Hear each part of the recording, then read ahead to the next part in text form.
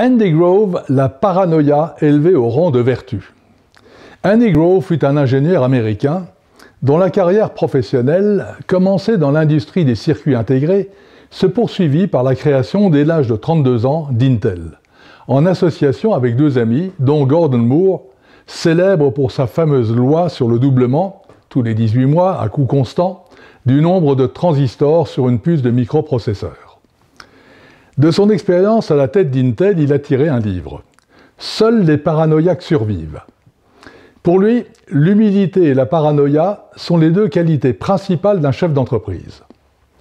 On ne peut que souscrire à cette assertion, car autant la confiance en soi est nécessaire pour faire avancer son entreprise, autant l'entrepreneur devrait-il se montrer méfiant de son environnement concurrentiel et des menaces qui pèsent en permanence sur son business. Quand ça marche bien, on a tendance à ignorer et même à rejeter les informations qui menacent l'ordre établi. Le chef d'entreprise doit donc se construire un système atypique par rapport au tableau de bord habituel. Il doit écarter intellectuellement le ronronnement quotidien afin de percevoir les signaux faibles en provenance de la technologie, des marchés et des clients.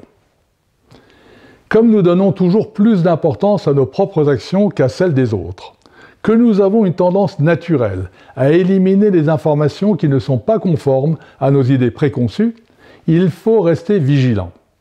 Souvent, les réunions de comité de direction se concluent par un consensus enthousiaste qui peut nous conduire droit dans le mur, tous ensemble. Il faut donc détecter d'autres signaux. L'un des moyens les plus fiables consiste à écouter attentivement ceux qui sont le plus proches du terrain, ceux qui écoutent vraiment le client, ceux qui sont directement bousculés par la concurrence. Ils apportent souvent une vraie contradiction au point de vue dominant et donnent ainsi l'alerte de façon parfois brutale. Il y a quelques années, reproduisant un article de Paul J.H. Schumacher et George S. Day de la MIT Sloan Management Review, la revue française Management proposait une méthode en 3 étapes pour capter les bonnes informations. L'étape numéro 1, savoir reconnaître ce qui fait sens, en apprenant à capter les informations de proximité et celles de réseaux plus lointains, en mobilisant ses propres équipes. Étape numéro 2, bien interpréter les informations reçues, en évaluant plusieurs hypothèses avant de se faire une opinion, en n'hésitant pas à solliciter l'avis de gens ordinaires, en multipliant les scénarios d'action. Étape numéro 3, vérifier ses intuitions et agir, en confrontant son choix avec les faits, en encourageant la contradiction dans l'équipe, en ayant confiance dans son intuition. Cette méthode empirique, et laissant sa part à l'intuition, a le mérite insigne de s'adapter à tous les types et à toutes les tailles d'entreprise.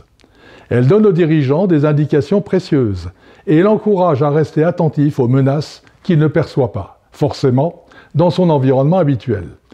Car, ainsi que l'a définissait Henri Bergson, l'intuition est la combinaison de l'instinct et de l'intelligence.